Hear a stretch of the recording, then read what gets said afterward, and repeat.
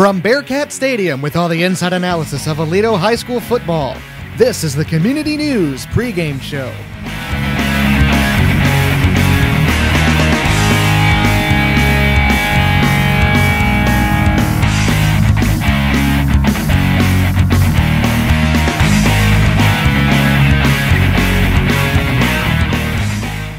Hello, everybody. Dominic Giannetti alongside Tony Iredom once again for Bearcat football, coming to you from Bearcat Stadium. And before we get to football, we got some volleyball to talk about. And Tony, you don't know the answer to this, but one of my favorite doo-wop songs is "Tonight Could Be the Night." And tonight could very well be the night for Coach Goings on the volleyball team. And Coach Kathy Goings going for her 400th career win tonight at Azle. That's a 6:30 tip, so come on out there before the football game. And 400 career victories. I think she got 300 just 3 years ago or so, or 3.5 years ago. So well, that says a lot. How much the Ladycats win every year. But here's what's interesting. I know you like interesting little tidbits and little parts of trivia, and this is something I think you'll enjoy. Okay, lay it on me. If Kathy wins tonight, if Coach Goings wins tonight at Azle, her 400th win, she will win that in a gym she actually played in as a setter hitter for Castleberry High School, who was in the same district with Azle, we'll just say back in the day. Mm-hmm. Of course, I'm the same age as Kathy, so we'll continue to say back in the day. Okay, so Kathy Goings and Tony Iredom are both 36 years old. That's right. Yeah. And so anyway, so I think that's kind of interesting, and I brought that up to her, and she didn't even think about it because, all coaches are just in the moment the next game. They're not thinking about stuff like that. That's what we're for, reporters. Exactly. So we can tell them this kind of thing. And she thought that was going to be kind of interesting. It's a kind of a neat story in one way. It's kind of sad that they don't pass bond elections in Azle in another, but she doesn't really like that gym because it's a short ceiling gym. But I think she's going to like it if the irony is perfect. He wins her 400th.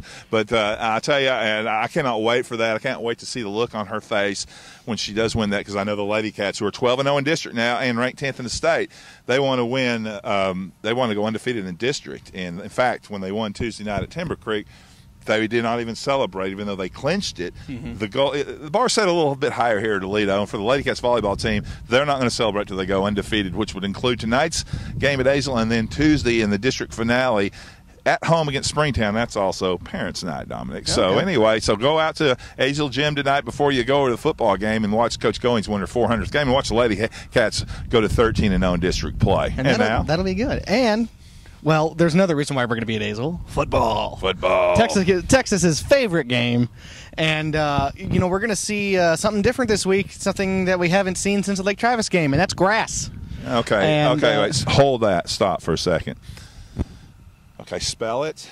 Grass. Yeah, okay. I know. It's rough to see. I don't understand that. What is grass? Well, for folks that weren't around back in the olden days or that don't watch baseball, grass is that natural surface that sports are usually playing what they have at the ballpark in Arlington. Yeah, where another important game's being played tonight. But, yeah, but we'll get to that later. But a big game coming up, a big district game, and it looks like the only kind of advantage, because these guys lost to Timber Creek. So Nelson. Okay, it's hard to confuse those two. Yeah, because they are new schools. Yeah. But the only advantage that they have might be the grass, because they know their field, they know where the divots are, or anything and everything else. It's just funny.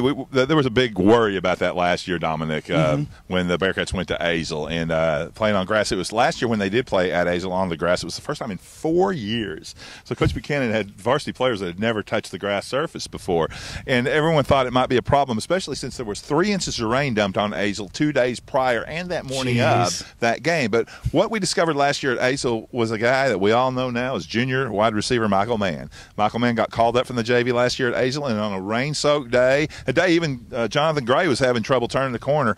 Mann just came out of nowhere, got on the radar with a 45-yard touchdown catch on a pass from Matt Bishop. He just blew by 2 Azle defensive backs like he was on field turf and they were on wet grass. It didn't seem to bother Michael, and that was his coming out party. So maybe someone else will emerge on this. But you did point out, Dominic, that the Bearcats have played on grass down at Lake Travis, and so I think they can handle playing at grass at Azle. But it's the second time this year, and probably the last, that they will play on a grass surface. Maybe in the first round of playoffs when they hook up with a Fort Worth ISD school, maybe not. But they're used to it now. They've been through it. I mean, if you can beat the then #1 team in the state on grass, I think you can win a district game on grass too. But you know what, the Bearcats, they're saying they don't care. Grass, parking lot, in the bleachers, just tee the ball up. We'll be ready to play. The Bearcats will be ready to play. Well, you know what's interesting about the whole grass and field turf, astroturf, however you want to call it, is when you were playing high school ball, the AstroTurf places were kind of random, and the grass was still the thing. Right. And now it's completely reversed.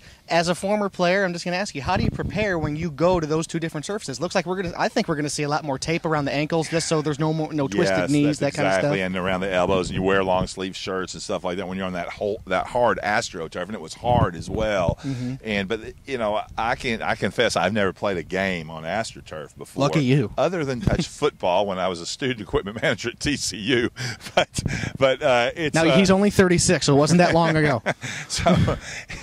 so it's that old AstroTurf was a little different. It was so rare, but back then it was so cool, and everyone just wanted to do it. But a lot of people, it's so funny that you bring this up, Dominic, would wear their tennis shoes to play football on that AstroTurf because all we had was the spikes, the cleats for grass. So in some ISDs wouldn't allow you to play on their field with the spikes, so you had to wear tennis shoes. That's before the rubber turf shoe was so prevalent. Okay, but in this kind of game, since they play so many games on the field turf, they might prepare their knees a little better, maybe some extra tape here and there. I think players are going to like it. The linemen will certainly like it. Slush it out in the mud. Old John Madden, get the hogs into the mud type of thing. I think the linemen like it, cushion to blow a little bit. I mean, maybe the backs like it too, but this field turf's so soft that, and it doesn't have the AstroTurf effect of a carpet that would burn you. This is more like fake rubber, fake plastic grass, really. So I think that, but it's a lot better on the legs. The guys won't feel as tired, I don't think. And you know what? There's a 50% chance of rain today too, and it could be raining now as you watch this. And that's just it might be a little sloppy, but last year it wasn't a factor, and I don't think it'll be a factor this year at all. Bearcat defense really stepping it up, and they're on fire right now along with everybody else. But I think they got a little bit more fuel, and somebody that's really fueling that fire is Rylan Riney. You talk about a leader on the field.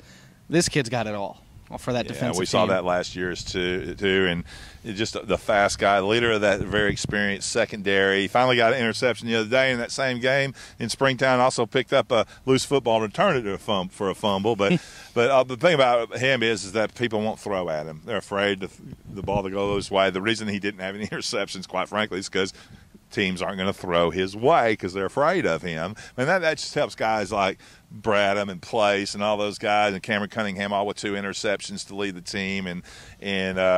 So it's really kind of neat because Rylan will close off half the field, and the side that Rylan's on, the ball's probably going on the other side, and that helps the other DBs as well. But I'll tell you one thing about the defense. They didn't like 21 points against Springtown against them. Coach Buchanan last week expressed he didn't like the 17 points Boswell hung on him. I'm looking for a goose egg. I'm looking for a goose egg in Arlington and a goose egg at Azle. Okay. Now, James Place and Gunner might have had a couple injuries. Any word from Coach Bucket?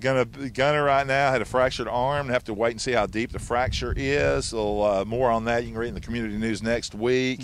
And James Place, very good question, had a concussion last week, but the coaches are going to keep him out for precautionary reasons. At least that was the word I got from the Bearcat camp earlier this week. And I think that's probably going to play saying, why take risk in an injury?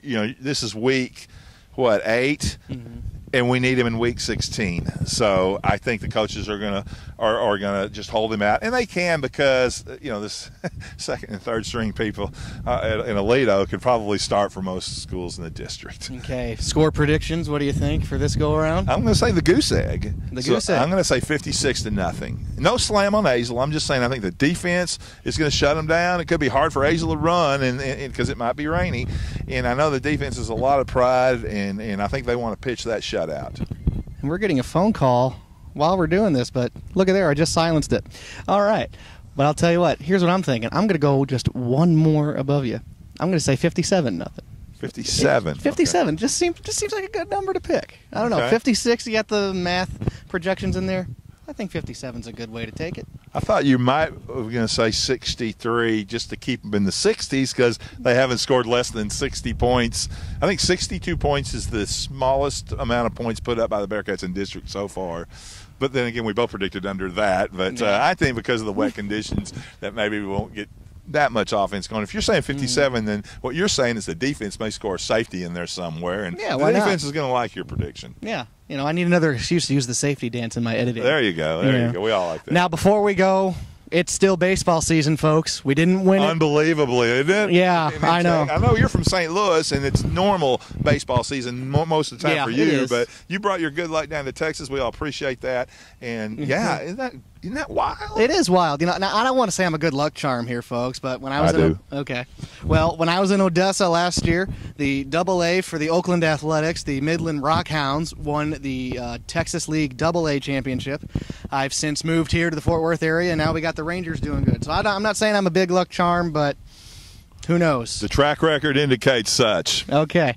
Well, folks, you don't know this, but this man, he was at the original Arlington Stadium for the very first game played when the Texas Rangers moved from Washington. And I got to ask you, my friend, just how was that game, being at the first ever Major League Baseball game? Unbelievably, it wasn't a sellout. Remember, the old Arlington Stadium was 35,000. There was 28,000 people there. It was on a Tuesday night, a school night. Frank Howard hit a home run. I do remember that. And the Rangers played the Angels, and I can't remember if they won or lost. I guess they won, but I was at the very first game. So for me, this playoff run is just amazing. I'm just speechless. And of course, that score will be going all around the sidelines, all through the press box, on the PA. And you and I will be jumping in that truck afterwards and hitting that radio right away to see if the Rangers take home that American League championship. And if they don't, hey, they get another chance on Saturday night. Yeah, and we get to see it. To see that. I wouldn't mind that because we could actually see it. Now, we do want to win, but if it got to that, we wouldn't mind that. And I wouldn't mind that for two reasons. One, the hockey package on DirecTV is still free until Saturday night, and the St. Louis Blues are playing, and the Rangers will be playing with Cliff Lee on the mound. So I'll be flipping back and forth. For me, it'll be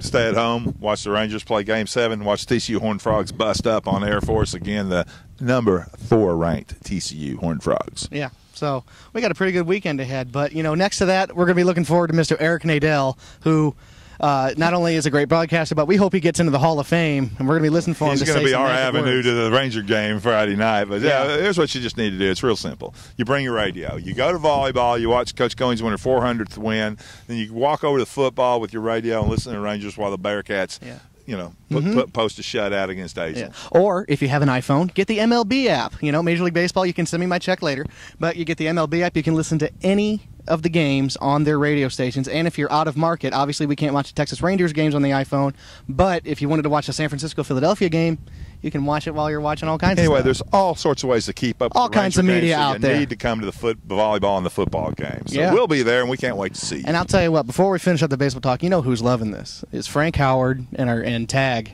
Mr. Tom Grieve, who came with this team from Washington, and they have got to be really excited right now. Yeah, I think I'm excited. When I think about them, it's probably threefold. And who's excited in spirit? Ted Williams. Because Ted Williams took Teddy took this team to a 500 team before they left for Texas. They were a 500 team when they left. They didn't finish the last place. We all knew as the Texas Rangers, and I watched them take that lineup card out to home plate on that day in 1972. And go Rangers, go Bearcats, go Ladycats. Yeah, we're all set, folks. Always stay tuned to the Community News website, and we'll keep you posted on everything. Hopefully, that Azle press box allows us to have internet connections, but if not, you'll get to see us all night long, and then keeping track on Facebook, we'll let you know what's going on. And then later at night, we'll have all the highlights for you, just in case that doesn't happen, but we'll do everything that we can to make sure that it does. I'm looking forward to it. I am too. All right, folks, we'll see you next time. Bye-bye. The best video coverage in East Parker County. It's the Community News.